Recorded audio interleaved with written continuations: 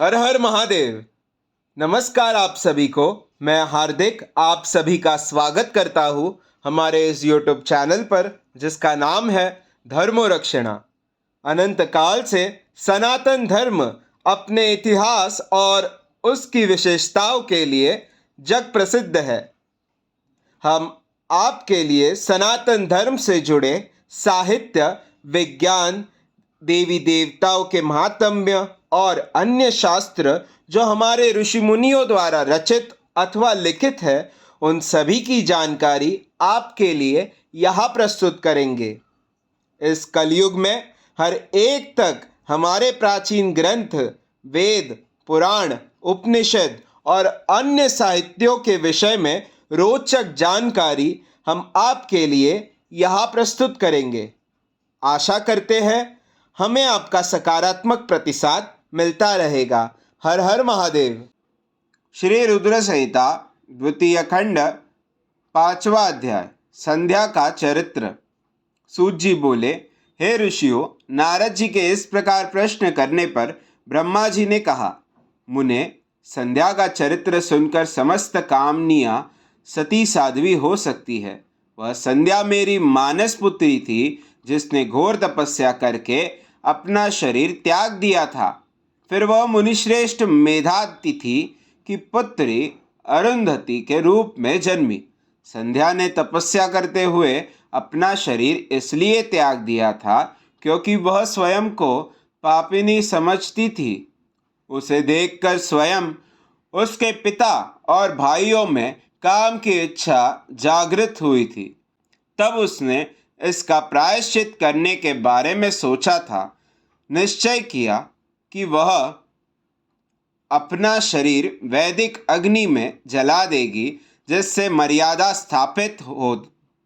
भूतल पर जन्म लेने वाला कोई भी जीव तरुणावस्था से पहले काम के प्रभाव में नहीं आ पाएगा। यह मर्यादा स्थापित कर मैं अपने जीवन का त्याग कर दूंगी। मन में ऐसा विचार करके संध्या चंद्रभाग नामक पर्वत पर चली गई। यहीं से चंद्रभागा नदी का आरंभ हुआ। इस बात का ज्ञान होने पर मैंने वेद शास्त्रों के पारंगत विद्वान, सर्वज्ञ और ज्ञान योगी पुत्र वशिष्ठ को वहां जाने की आज्ञा दी। मैंने वशिष्ठ जी को संध्या को विधिपूर्वक दीक्षा देने के लिए वहां भेजा था। नारद, चंद्रभाग पर्वत पर एक देव सरोवर है जो जलाशयोचित गुणों से पूर्ण है। उस सरोवर के तट पर बैठी संध्या इस प्रकार सुशोभित हो रही थी जैसे प्रदोष काल में उदित चंद्रमा और नक्षत्रों से युक्त आकाश शोभा पाता है। तभी उन्होंने चंद्रभागा नदी का भी दर्शन किया। तब उस सरोवर के तट पर बैठी संध्या से वशिष्ठ जी ने आदर पूर्वक पूछा, हे देवी, तुम इस निर्जन पर्वत पर क्या कर रही हो? तुम्हारे माता पिता कौन है? यदि यह छिपाने योग्य न हो तो कृपा मुझे बताओ। यह वचन सुनकर संध्या ने महर्षि वशिष्ठ की ओर देखा। उनका शरीर दिव्य तेज से प्रकाशित था। मस्तक पर जटा धारण किए वे साक्षात कोई पुण्यात्मा जान पड़ते थे। संध्या ने आदर पूर्वक प्रणाम करते हुए वशिष्ठ जी को अपना परिचय देते हुए कहा, ब्राह्मण, मैं ब्रह्मा जी की पुत्री संध्या हूँ। मैं इस निर्जन पर्वत पर तपस्या करने आई हूँ। यदि आप उचित समझते तो मुझे तपस्या की विधि बताइए। मैं तपस्या के नियमों को नहीं जानती हूँ, अतः मुझ पर कृपा करके आप मेरा उचित मार्गदर्शन करें। संध्या की बात सुनकर वशिष्ठ जी ने जान लिया कि देवी संध्या मन में तपस्या का दृढ़ संकल्प कर चुकी है।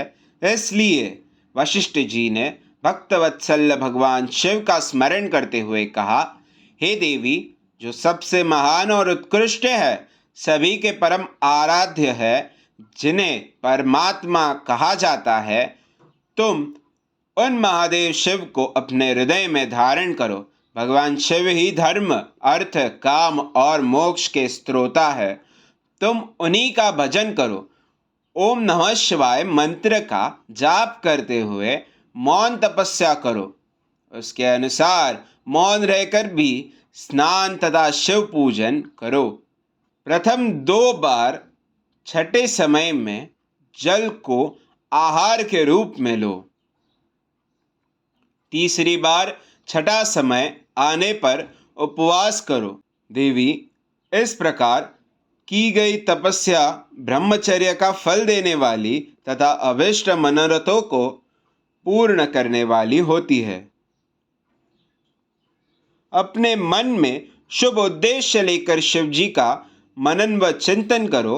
वे प्रसन्न होकर तुम्हारी मनोकामना अवश्य पूरी करेंगे। इस प्रकार संध्या को तपस्या की विधि बताकर और उपदेश देकर मुनि वशिष्ठ वहां से अंतर्धान हो गए। अध्याय 5वां समाप्त। हमारे कार्य की सराहना करते हुए हमारे इस YouTube चैनल को सब्सक्राइब करें, शेयर करें और लाइक करें।